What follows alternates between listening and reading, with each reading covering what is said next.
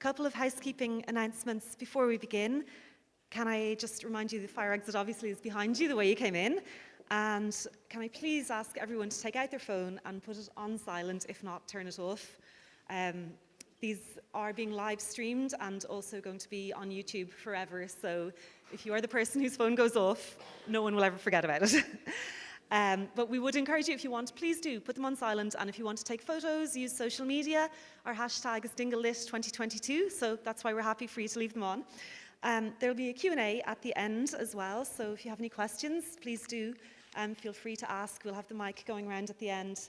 A few thank yous, obviously, to the D-Shirt for hosting us in this beautiful venue, the Arts Council, Kerry County Council, Forest na Gaeilge, Ali na Gaeilge, and of course our associate sponsor, Dingle Distillery, for making this all happen. We wouldn't be able to do it without them.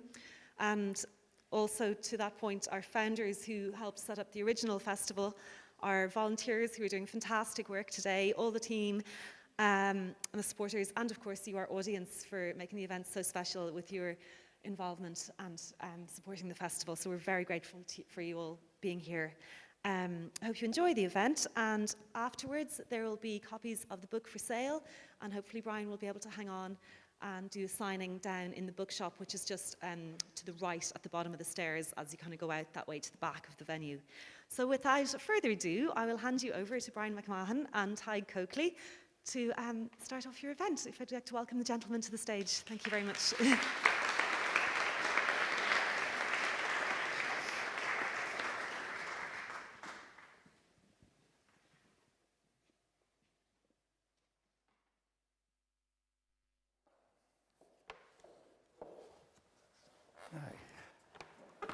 Hi everyone, welcome to the Dingle Literary Festival, and this event features Bryan MacMahon in his book, The Fate and Fury.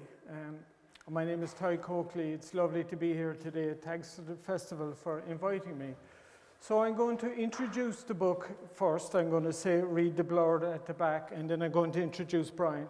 Then we're going to have a good chat. I have a lot of questions about this book, and then I'll open the questions out to the audience, so feel free to ask questions, and as we said, Bryan will be signing books after the event. So, the work of Church of Ireland evangelicals in West Kerry between 1825 and 1845 was widely hailed as a model of a successful missionary campaign. It evoked, however, a passionate reaction from local Catholic priests. The missionaries wished to entice the Irish-speaking people of the Dingle Peninsula away from what they saw as superstition and enthrallment to Rome, while priests objected to what they saw as inducements offered to Catholics to convert. As new mission schools and churches were built, the war of words between clergymen of both persuasions was fomented by rival newspapers, reaching a climax in a notorious libel case of March 1845. In this study, Bryan MacMahon gives a comprehensive overview of the origins and progress of the conversion campaign and the responses to it. The narrative brings the personalities involved into vivid focus and records the long-lost voices and values of those on both sides of the bitter divide. Bryan MacMahon is an author and historian whose previous books include The Great Famine in Tralee and North Kerry, 2017, and Ascender Die, Richard Crosbie, pioneer of balloon flight, 2010. He has contributed to a range of historical journals, including History Ireland, Dublin Historical Record, and The Irish Sword. Please welcome Bryan MacMahon. Thank you. Well, Bryan, the book is an outstanding achievement. Congratulations on it. Thanks. Not only is it so rigorously written, and so well sourced, but it's also so readable with compelling characters and voices and stories. You brought it all to life. I have a lot of questions about the book, but the first question I want to ask you is, why are you so interested in history? How did that begin for you? Curiosity, I think Tadhg explains it really. I grew up in Ballyheigue, and there's the facade of an old castle, as we call it. It dates from the early 1800s, but I was always asking questions about it. And likewise, visiting Coakley as well, asking questions about the buildings and the ruins and the remains that I could see around here. So it goes back a while. Yeah. Before we get into detail on it, I was thinking today that the mission here generated a lot of interest in the islands, the islands of the North Atlantic, Britain and Ireland, and lots of visitors came. And one woman kept a diary, and she wrote about her visit here: "A wet Sunday in Dingle. Can anything be more dreary?" She had no coffee shops or bookshops or places to visit back then. Or festivals, yeah. And why do you think history is so important as a society? Why do we have to pay attention to history? I think really from the landscape around us, I think speaks to us really, you know, and the buildings that I was saying, for example, on the Blasket Island, the first building you see on the left is the ruins of the old Protestant mission school, and not a lot is made of it now, but it was the school that brought the first books to the island. The island became an island of books later, but the first books on that island were the Bible and the primers that they used in the school through, and it was a school through Irish. When the national school came eventually in the 1860s or so, there was no Irish in the national school. So it deserves to be remembered. But as I went along in this particular study area as well, there was a growing sense of an injustice to be righted, you know, because the people that I was writing about were marginalized in their own time. They were on the fringes of society by definition as the Protestant minority in the area. But also they were marginalized in history. They spoke and wrote and communicated an awful lot in their time, but it was almost as if it was suppressed in the 180 years that has passed since then, you know. And I just got a sense of, I want to write an injustice here and shine a spotlight on these people and at least give them a hearing, not to fall down on one side or the other and say, and their who's voices right. especially. And to hear them in their own voices. And you've done that, really. So can we start maybe with the Evangelical campaign and the Irish Society, which was founded in 1818. Can you say something about that? Yes, the Irish Society for the Education of the Native Irish through the medium of their own language. The Irish Society for short. It was founded in 1818. And its objective was really to spread the Irish Bible around in the Irish-speaking areas. People that we'll be talking about later pointed out of the about 6 million, I suppose, that were in Ireland at the time, there were 3 million Irish speakers, and maybe 1 million of those spoke only Irish. The others had Irish and English, and that they were a neglected group. In the year 1822, the Archbishop of Dublin, Archbishop McGee, launched or gave official affirmation to the kind of evangelical movement, where he encouraged the spread. It was a kind of a new Reformation, a second Reformation, they referred to it as. Evangelical movements around the country, and that is regarded now with the bicentenary that was celebrated in Maynooth recently, an academic conference, and so that gave a great impetus to people. So within that evangelical movement, there was a group that said, look, the Roman Church, as they called it, the Catholic Church as we refer to it now, but the Roman Church tries to communicate people in a foreign language, Latin. The Mass is in Latin and everything. The Protestant Church, or the Anglican Church, is likewise doing the same thing, communicating with these Irish speakers, monoglots maybe, through a foreign language, English. And they said, that's an injustice. Let's try and communicate with them in their own language. And they were very well funded from Britain, really. They were. Funding was a big thing, and the raising of funds, you know, and that's where the women, lots of women were involved in the movement, and principally as fundraisers, and they had their own equivalent of WhatsApp for drawing in money, because they were communicating by letters, and little small amounts were being sent through the post to them, and they became to save the Irish. Save the Irish. And saving was a big thing. You know, salvation was crucial to it. Salvation and damnation. You know, it was a time of absolutes. Our side had salvation, and the other side was the road to perdition, the road to damnation. Exactly. And there was no grey area. And you mentioned the Second Reformation there, which was referred to, but you also mentioned in your introduction cultural imperialism. So we have to bear in mind that this was British imperialism at Act Two. It was, and they were bringing civilization as well as the church, the Protestant religion and so on. I mean, some of the references to the local people as Aborigines, peasants, you know. That's right, and particularly the woman, A.M. Thompson, Anna Maria Thompson, who wrote a book about it. Yeah. She took a special care of the Blaskets, the mission to the Blaskets, and she describes her first visit to the Blaskets and how difficult it was for a woman to make that leap from the boat onto the pier, onto the quay. And she describes them in those terms, you know, that they were primitive. The people were there chewing seaweed, dillisk, I guess, at the time. Yeah. And of course, the role of Irish in the campaign was central to it. Yeah. Yes, Irish for them was a medium. Yeah. You know, it was a way of conveying their message, the only way of conveying the message. But there's a great magic about it all. In the early years, there were distinct phases in this campaign, even in the short 20 years that I covered, 20 years of growing, if you like, from 1825 to 1845. But the first phase of it, there's a lovely warm glow coming from the work of lay missionaries, scripture readers, as they call them, who went around the countryside here, just distributing Bibles, reading from the Bible. And so for the people here who were not illiterate people at the time, they saw a man reading from a book in the language that they were speaking all their lives, but they never knew it was in a book and that you could write it down. So hearing it, first of all, in their own beautiful language, and then learning to read it for themselves in their own language, and then learning to write in this language. There was a liberation involved, but there was also this sense of wonder at the world. Yeah, and and that closeness as well. You know, they understood it when they went to Mass. There was a priest in Latin with his back to them, up here. Yeah. So, I mean, that was, but it was like a Trojan horse in a way. It was a way to get in. And there's another question about the Mass tide, because it's not quite, when we think of Catholic Ireland and that, you know, here in West Kerry or Dingle and places west of it, there were places that weren't penetrated by priests too often, you know. They came to collect their dues, but definitely on the Blasket Islands, that's all, the only visit. The only time they saw a priest was when he was visited for his dues, because the priests weren't there.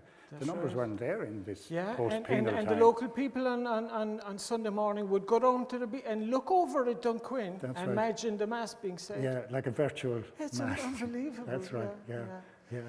A flag went up on the mainland when Mass was being said in Dunquin, and the people from the island were reputed to know that, to see the flag, and then to kneel down in prayer and sort of have a virtual Mass, commune with them during the Mass time. It's amazing, and one of the things that lights up the book are the people involved, really, the characters especially, amazing characters, really.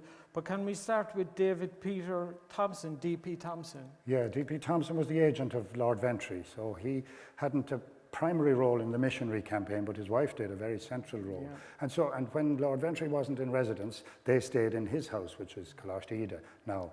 And that's one of the buildings, of course, that, you know, invites us to question. It's this massive, beautiful building in a lovely setting, as does Ballintaggart and Farranakilla and the Great Glebe House, or Granville House as we know it in Ballyferrett. These are the kind of places that pose the questions, say, how did these magnificent houses get built here in the 1830s in pre-famine Ireland, or earlier in the case of Coakley. So that was his role. And it was a huge estate, 2,000 tenants, and he got into trouble with the Kerry Examiner, and we'll talk about newspapers in a minute, because he evicted 230 tenants. A very unpopular man, man. But like a lot of landlords' agents at the time, he was a manager, and he was doing what he saw best as a manager of the estate, so as to ensure maximise the income, and that meant people had to leave. Evictions. And two other important evangelicals were George Gubbins and Reverend Charles Gare. Can you say something about them? A little bit. George Gubbins was based in Ballyferrett, and he's the one who was responsible for the building of Granville House, which you all probably know. It still stands out on the landscape, very much overlooking the Three Sisters there. A magnificent building and a great history behind it. It later became an RAC barracks in a later time and was added to.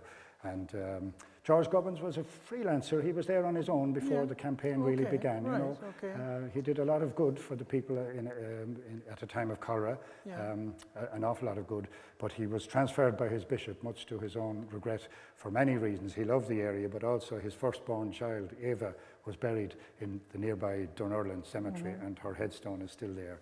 She died age 6 months, I think, or 2 years, something like that, very, very young. And for that reason, he didn't want to be transferred, but was to County Limerick. A great admiration for him. I wasn't able to get as much information about him as I hoped.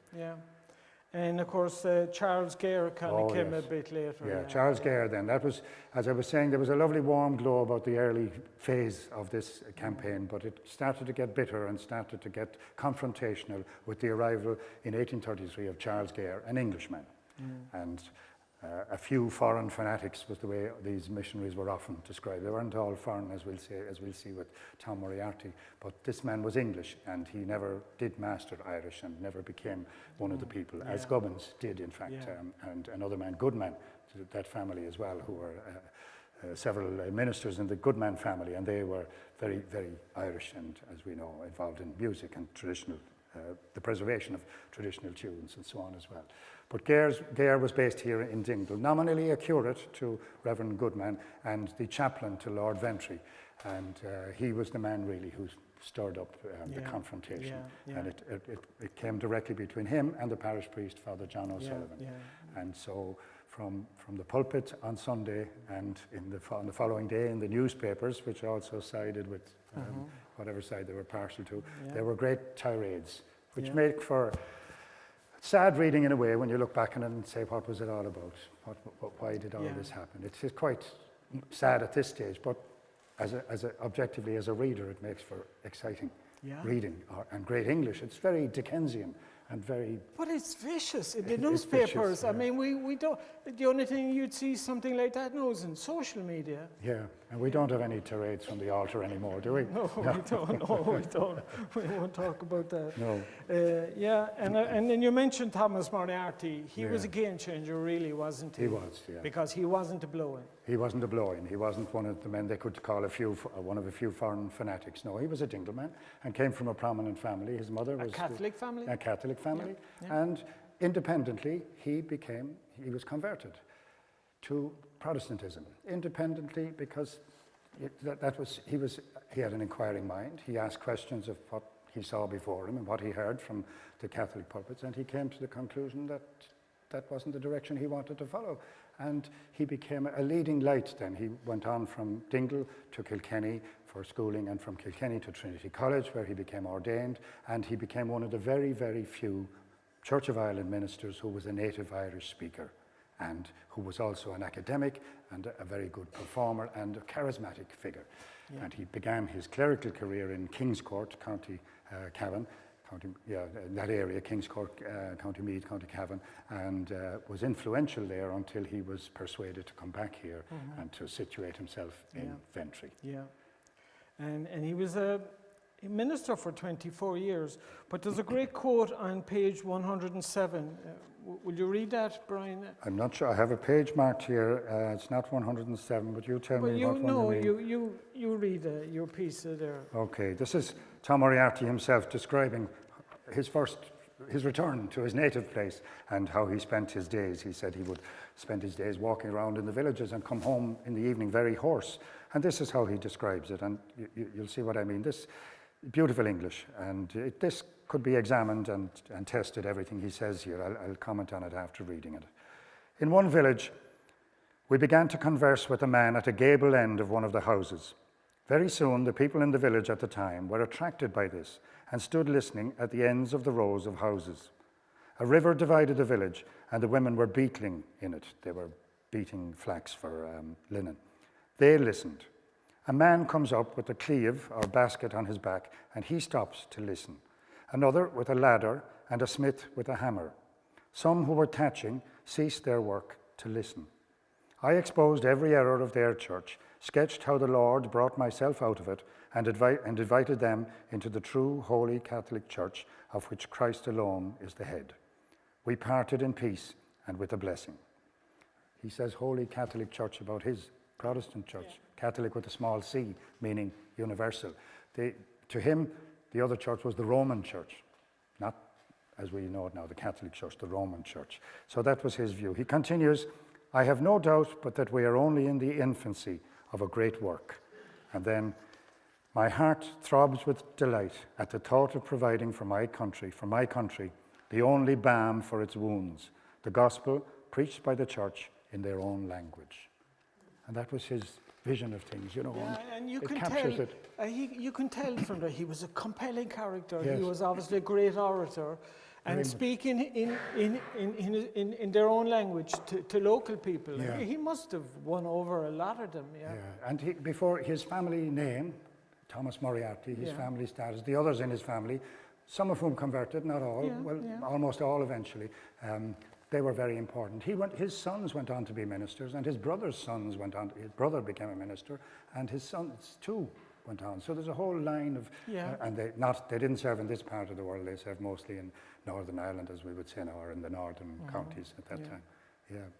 Yeah, and of course on the other side, we'll talk about superism later, but he wasn't induced by money or any of those things at all. It was a belief system. It was very But much so. on the other side, you had Father John O'Sullivan, who may have actually stood here, I don't know, but... This is a later building, no. Is it? Okay, Yeah, right. not so much here, Okay, but he was a very strong character too. Very strong, yes. A man who achieved great fame and deserved fame in later years as the parish priest of Kenmare, about whom a book has been written recently as well. But yes, he was a formidable opponent, and Charles Gare and John O'Sullivan were the two who were sniping at each other in a way now that is, as I say, it's more than embarrassing. It's almost shameful to hear the kind of insults that they were trading from week to week. Although on the Church of Ireland side, they tended to be quite restrained and rational and sober, and you know, the emotional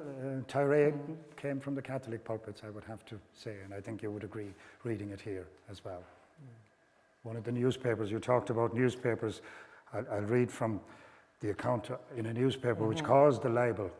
The Kerry Examiner was the newspaper which favoured the Catholic Church and referred to these missionaries as yelping curs, bitter, snarling mongrels. That's what I mean about the language. But this is the text which led to the libel case, which after many years of forbearance and patience, Charles Gare decided this had to be brought to court.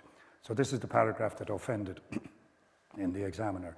It is really astonishing to what lengths the spirit of falsehood and fabrication will carry the hypocritical dealers in cant, the whole tribe of pharisaical traffickers in tea, tracts, and fraud. So frequent are their lies, and the lies uttered by all and each of these false teachers, these wolves in sheep's clothing, and the unfortunate dupes that compose their flocks, that even if we had as many quills as a porcupine, we could not do justice to them. A lie is never out of place or out of season with them.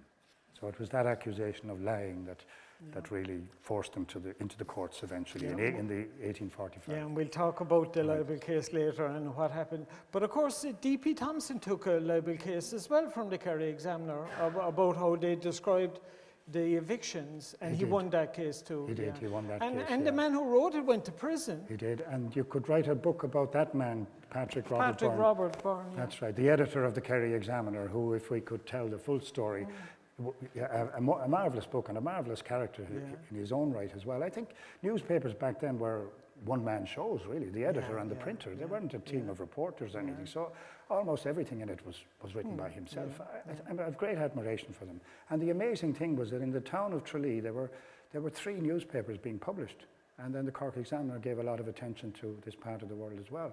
But you know, the Kerry Examiner and the Tralee Chronicle and the Kerry Evening Post, and they were all on different sides. So between the 3 of them, if one made a statement that was clearly incorrect, the other would be quick to jump on it. And so between the 3 of them, you might be able to weave a path towards some kind of truth.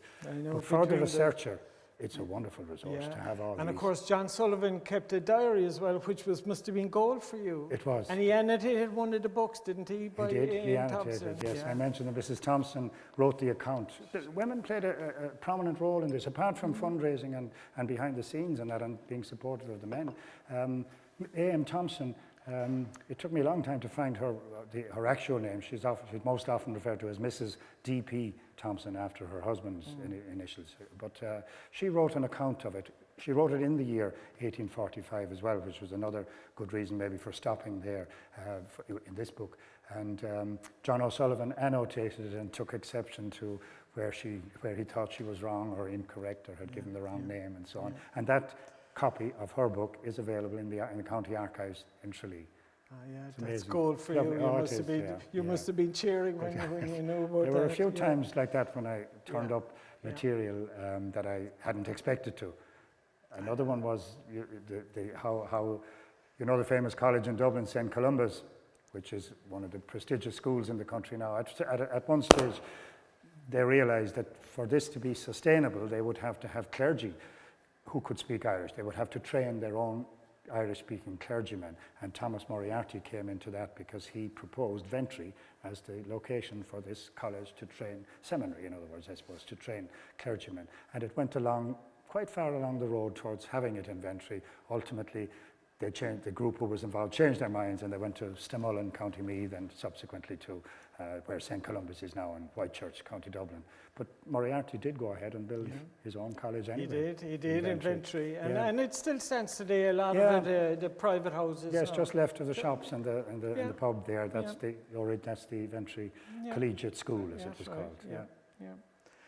And some of the stories in the book are absolutely amazing and shocking, and the language there that you read in the newspaper is shocking. But one of the most shocking stories in the book is about the excommunication of Ellen Waters. Can you tell us about that here in Dingle? Yeah, again, it's one of those stories you prefer not to have heard about it or read it. It is quite appalling, really. A poor woman whose only offence was to send her child to the Protestant school here in Dingle town. And again, we're talking about early 1830s now. And she was read from the altar, as we used to say long ago. The priest spoke about her from the altar and excommunicated her, very formally, putting on black robes and in the most solemn way, reading out her name and causing great grief to the congregation, obviously, and all of it appeared in the newspapers verbatim, and it comes in from two sources, so we can say, yes, this is an accurate account of what happens. And in his diary, which you mentioned, is available in the diocesan archives, he admits to it himself and says, yes, I did that. And it wasn't that she was a convert or anything. She was simply sending her child to a Church of Ireland school, you know. And of course, when you read something like that and you think of conflicts over schooling in Northern Ireland and modern conflicts and things, you say, oh my God. But it's like something out of the Middle Ages, you know, the Spanish Inquisition, rather the way than he dresses up. Exactly. And makes a big formal declamation exactly. about it. And she was pregnant, and her husband had deserted her. I mean, it's a shocking story. And as a novelist, I have to say there's a great novel in her. But I went to read a little bit from A.M. Thompson's account. And she's biased, of course, but she says that Ellen Waters, who was pregnant, was anathematized and excommunicated by the dramatic ritual of bell, book, and candle performed by the priest at the end of Mass. And she describes this solemn ritual conducted by the priest in black robes, as you mentioned, but I'll just give the details. Well, they're shocking. The priest is to commence by ringing a bell to summon all to hear, then close the book of life on the refractory individuals. To close the book of life on her and calling her name aloud, extinguishing the candle on the altar, by which is meant the light of heaven is extinguished unto them, and that are given unto Satan and the powers of darkness. I mean, that's incredible language, really. It was. And the child in her womb was cursed, unfortunately. That was part of it as well, the child. He cursed every inch of her carcass, as one reporter said, including the child. So it is tough reading. It is, and of course it was a great propaganda tool for the evangelicals too, you know. That's the other thing you have to think about. That's what I meant to say about what I read from Thomas Moriarty there. Remember what he was writing there about his visit to the village, which I would say was Dunquin. He was writing for those who were paying his salary, and he was writing for those who were contributing to their coffers, you know, with sending money along. So you have to tease it out a little bit and say, you know, what's his aim here? And he went on speaking tours around Ireland and Scotland and England and Wales as well, where he would speak to large groups, and then at the end there would be a collection for the marvellous work that was going on in Dingle. And of course a big issue, as I said, there was a lovely warm innocent glow about the early phase, but when the clergymen came in and started the altered pulpit tirades and so on, and then it was followed by great injections of money. And suddenly these buildings that I mentioned started appearing in the towns and villages around in Ventry and in Dunquin and Ballyferreter, and schools were being built and children were flocking to them, because even though the national school system had come in 29 was it, 32, or that period. It took time for them to be established, so they weren't alternative schools. So these were the first schools, and they were drawing children in hundreds. And so the whole thing became a big threat to the Catholic Church, and of course eventually there was a counter-Reformation to that second Reformation. And of course, another amazing story which happened in 1884 was, 1844 was Father Dennis Brasby's conversion. Yes. Yeah. A priest actually converted. A priest converted, yeah. In Kilmalcader he was based, near Ballyferriter. And the bishop had sent him, he was a young, dynamic kind of priest, judging from reports of his activities in other postings around the diocese before that. And he was ambitious too. And he was sent by the bishop to keep the fire up, he said, in the bishop's instructions. And he said, keep up the fire over there in Dingle because we're going to win over the evangelicals. And he posted him to Kilmalcader, Ballyferriter. And within about 3 months, I think, Father Brasby dramatically announced that he was leaving the Catholic Church and becoming a Protestant himself. A process that had been underway a long time. It wasn't under the influence of any of the people we've mentioned, Moriarty or Gare or Gubbins or anyone. It was, again, an independent line. Something had been stirring in him over the years of his priesthood, but again, it was a propaganda coup, like that's the word you used, for them. And his induction into the Protestant Church took place here in Dingle town under the protection of the Coast Guards and the Navy and the RIC, the policemen anyway, the peelers, who were here at the time, and it was a major event. And again, he wrote at great length. I said at the beginning, why wasn't all this known before? Because they wrote at length about and they published in magazines, in the evangelical magazines, in the newspapers and everything. But over the 180 years since, nobody delved into it, and nobody people did delve into it. I'm sorry, that's not quite true. People did, but for articles maybe, small little pieces in journals, and there are others who have done work before I did it, but there was no comprehensive account of them, and I hope I've been able to provide that now. But Brasby was a most interesting character, and it's clear that ambition lay at the root of, he had aspirations to being a bishop while he was a Catholic priest, and maybe his aspirations had been dampened a bit, and he thought he would have better prospects. He didn't, in fact. He had a sad life. He did, because there was a backlash against him, even among Protestantism. This is it, you see. He was a suspect character, having betrayed the side once, would he do it again? So he finished up in Canada, and he's been tracked, not by me, but by researchers before me. And Ellen Waters kind of disappeared out of history, really. Which was a pity, because her husband died. She became a widow, and she moved to Dublin, and we lose track of her then. Little bit mentions of other books that she published later, all right, but again, lost track of her. But I hope that we might. You never know. You never know, and I think she's, as a novelist, putting my novelist hat on, I mean, she'd be so compelling. And if she went to Canada and met for Brasby afterwards, who knows? Who knows? Could have happened. But of course, there was a huge outrage on the Catholic side with that, and he had to get an armed guard, and he had to be locked away, basically, because he was in danger. Yeah, he was in danger. And around the country, there were about 20 priests like that who had, as they used to say, apostatized, turned to the other side, and they were given great prominence and notoriety by the Protestant side as well. We talked about the newspapers, and Chapter 9, War of Words, 1839 to 1841. I mean, you have the Tralee Mercury, the Kerry Evening Post, and the Examiner, but you've talked about how partisan it was, but it's really shocking to hear it now, isn't it? Yes, as I read there, it is. And there was no objectivity. They were on one side or the other. Yeah, that's it. No grey areas. Yeah.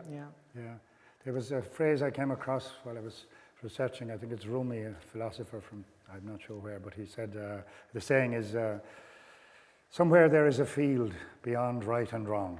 I will meet you there." And I adapted, when I was researching this, I kind of adapted, and I said, somewhere back west, there's a field beyond Catholic or Protestant. I will meet you there.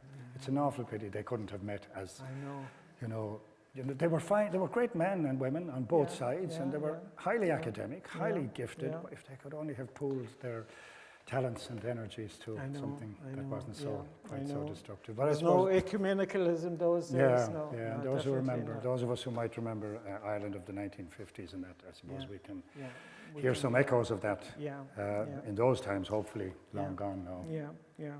And of course, the War of Words climaxed in the Great Libel case in 1845, Charles Gare versus the Kerry Examiner. Can you tell us about that? Yes, so that was the one, as I said, that Gare's patience eventually ran out, and they went to court in Tralee, and they brought an array of witnesses to speak about, whether they had been induced to convert, and we were talking about superism, I suppose, bribery. We're talking about bribery. Were they bribed to convert? And of course, some of them were and some of them weren't. And it was the most disreputable bunch of witnesses that you could ever gather together and put in front of a court. And they were so easily They picked the torn wrong apart. people altogether. And the judge wasn't having any of it. No.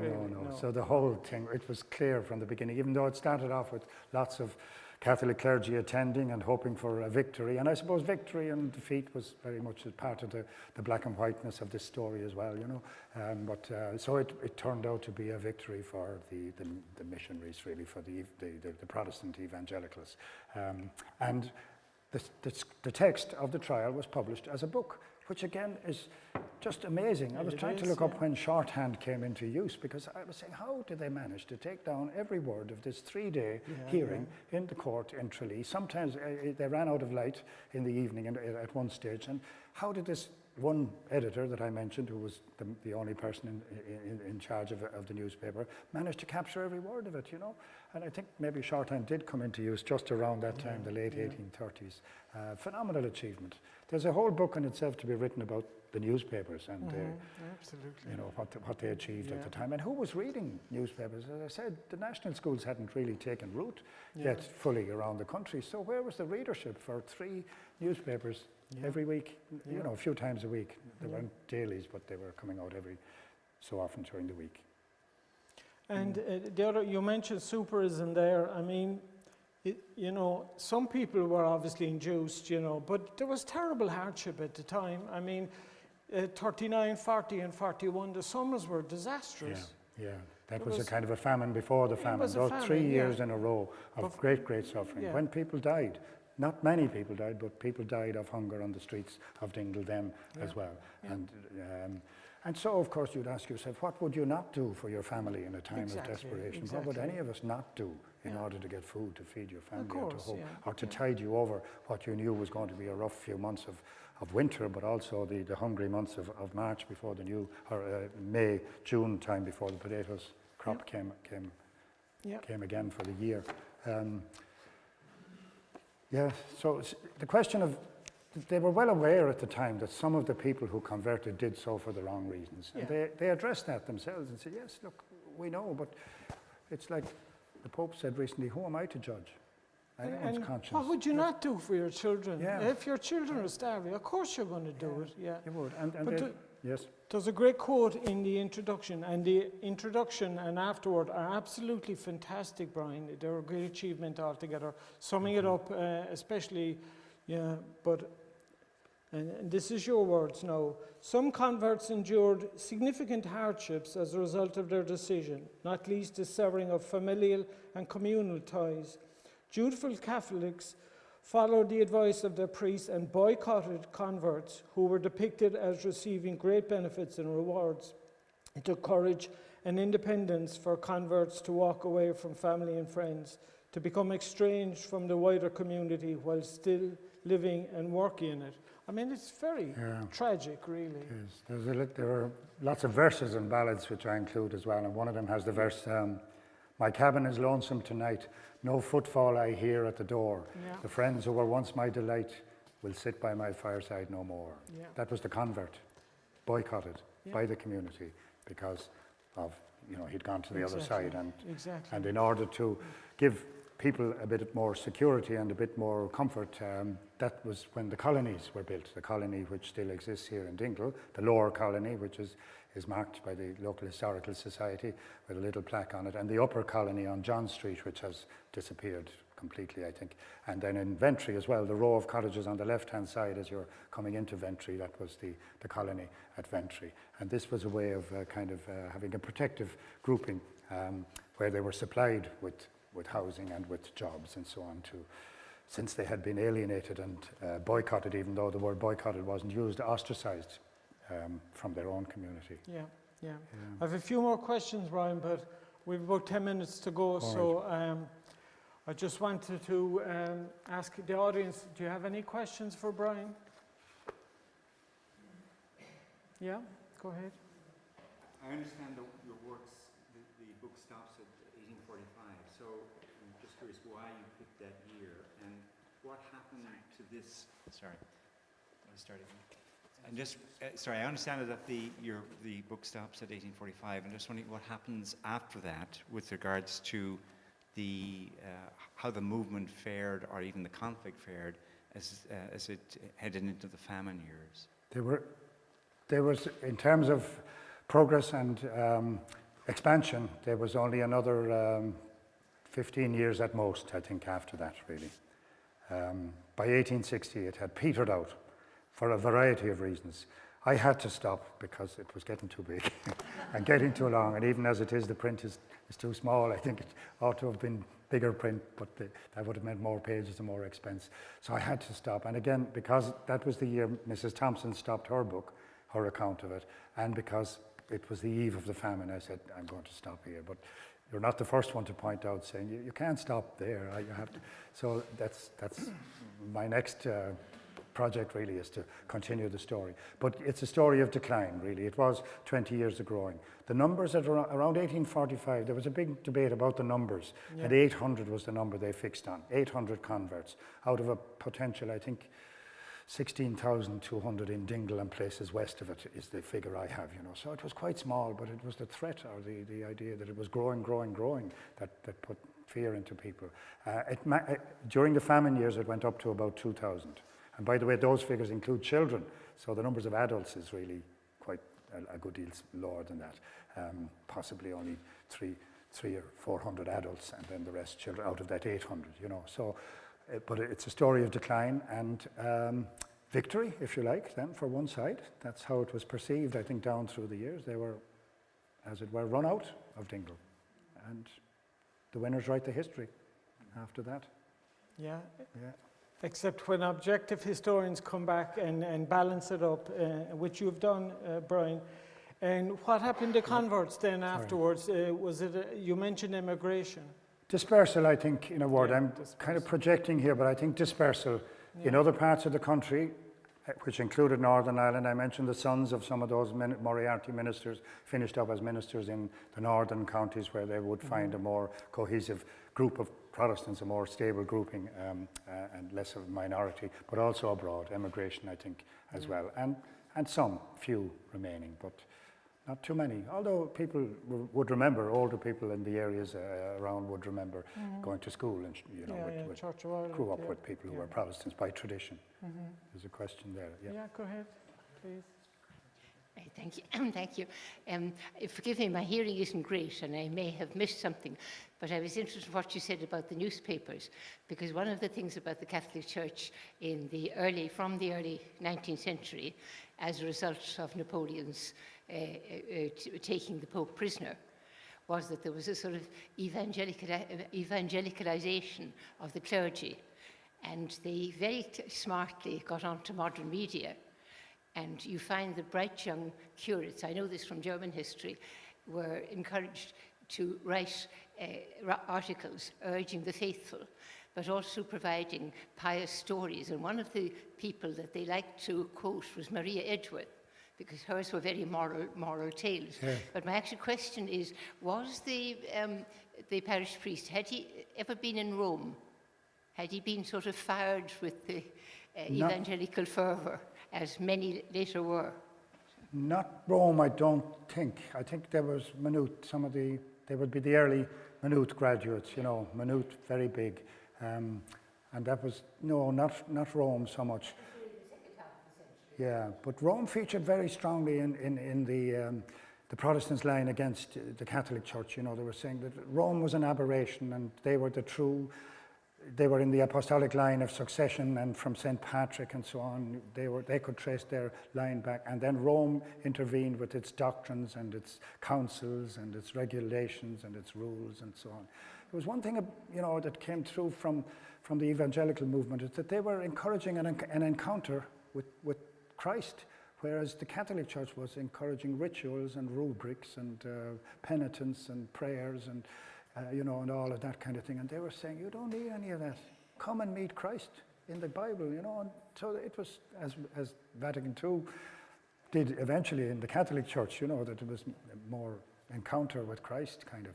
So, but no, nothing, not Rome so much. But the phrase, no peace with Rome, was one of the slogans that they had. No peace with Rome. And they that was like a letter heading for a lot of the time. Anything they wrote or communicated. No peace with Rome was the slogan.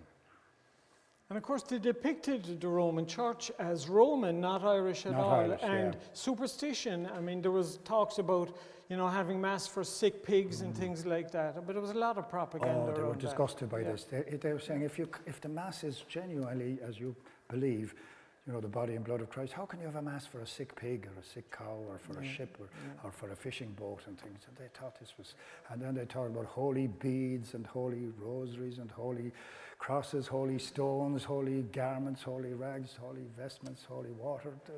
You don't need any of that. It's much simpler, just you and Christ. There's one other quote I really want to read before we finish. But just to say, in terms of our evaluation of the church ministers now, and Gare, the Englishman, I think we can't forget what they did during the famine years. And this was written by Charles Gare, the minister here in Dingle, in the month of August in 1847, Black 47, when he was responsible for building the tower that we see behind us here, Esk Tower, as a famine relief project. They did tremendous work during the famine. One of them wrote about the Blasket Island, only for us, everyone on the island would starve this year. Because of their contacts and because of their links with England and because of the funding that they had, they got food into Dingle and West Kerry at crucial times during the famine. And it's a shame that that is forgotten, and that's why I really wouldn't want to finish today without mentioning that. And this is Charles Gare, who himself died 6 months after he wrote this as a result of contracting fever, as a result of engaging with the poor and the hungry and the sick and those suffering from the various famine diseases. He was a victim of the famine too, as was the parish priest of Dingle, Charles Michael Devine, to whom there's a plaque just inside the door of Dingle Church which says that he died after inhaling, I've forgotten the phrase, inhaling the vapors of death, of the vapors of pestilence or something like that. So both men victims of the famine. This is Charles Gare, August 1847, talking about food relief. Thousands are now thrown upon what I brought, and when it is out, I fear there will be dreadful misery and starvation. I hope to make my store of food last for another week, and unless some further aid can be got by that time, I fear the people will be driven to plunder and then will lie down and die. There is no district in Ireland, I am sure, like this. I am giving food to at least 3,000 people daily. So, to me, they're famine heroes, these people as well, and they are. That has not been fully recognised and should be. And that will and be, it is recognised in this book. Yeah. Any other questions? Yeah. Sorry, just one quick question. It reminded me of what you were saying there about Achill and the colony in Achill. I don't know if you know about, and the rivalry between the Nangle and Archbishop McHale in Mayo. That's right. But what happened there, according to what I remember reading about it, was that people tended to move, depending on poverty and hunger at a particular time, that they'd move between one religion and the other. They might go from Catholicism and come back to Catholicism, depending. Did that happen here? It did, I think, really. There's a good book, The Preacher and the Prelate, is about Achill, Patricia Byrne, isn't it? And people did. The veneer of religious belief was quite thin. When we talk about Ireland, Catholic country and so on, because the priests weren't penetrating and because the schools weren't doing what they call catechizing, there was very little teaching of Roman, of the Catholic doctrine, let's say, Christian doctrine being taught. So it was important at crucial times like birth, marriage and death, and the priest, getting a priest for those events was important. And the priest, that was where his income came from as well. But in between times, attendance at Mass was very low. People have looked at statistics around and available from the time, and and maybe 30% of those who were nominally Catholics were attending Mass on a weekly basis, which was regarded as one of the most basic regulations of the Catholic Church, that you attend the Sunday Mass, So it was a veneer, and it was possible for people, and these were perhaps some of the unscrupulous people who appeared in that court case as well, who were willing to serve both sides as required, and for the sake of their families, or sometimes just for mercenary reasons as well, for what they could get out of it. So, yeah. And again, a very poor, area. Yeah, very much so. Yeah. Which begs another question: why did they devote so much time to such poor parts of the country? There was nothing in it for them. There was no money to extract from these people, and it was, to save them from damnation. That was their line anyway. That's what they said. And one woman said, there'll be no Irish spoken in heaven unless we get Irish speakers converted.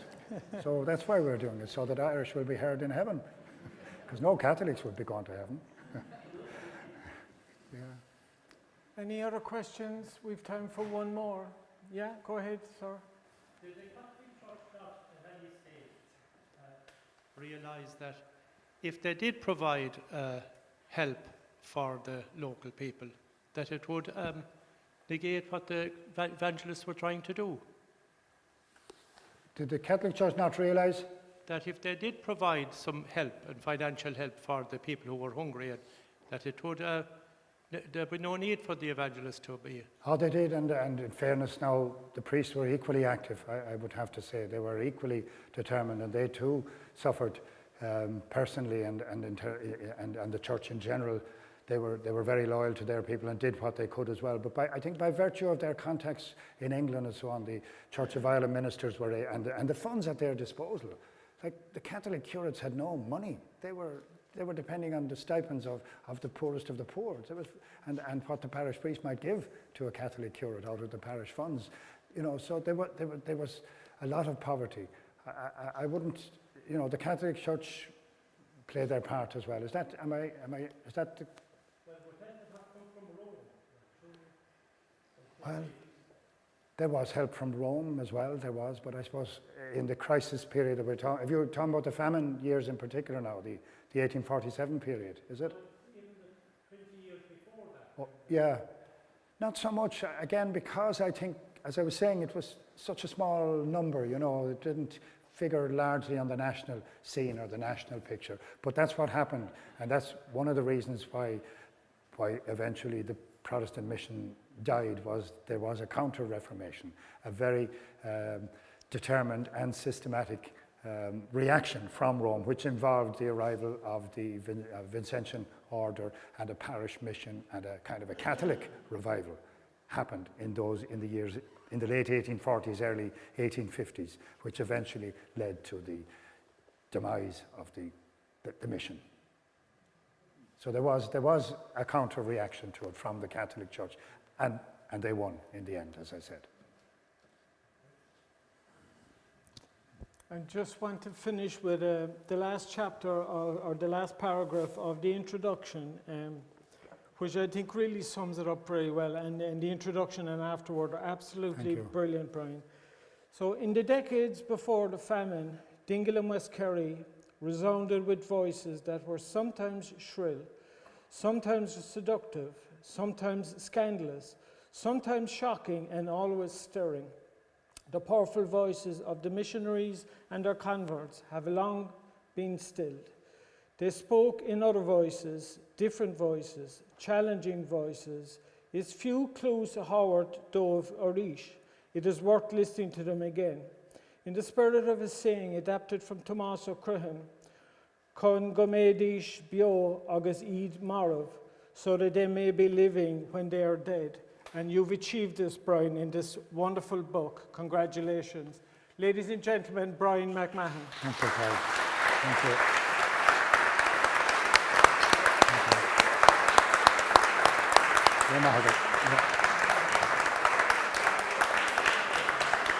Thanks, guys. And just to mention again, the books are out for sale outside, and Brian will be happy to sign them as well. Very good.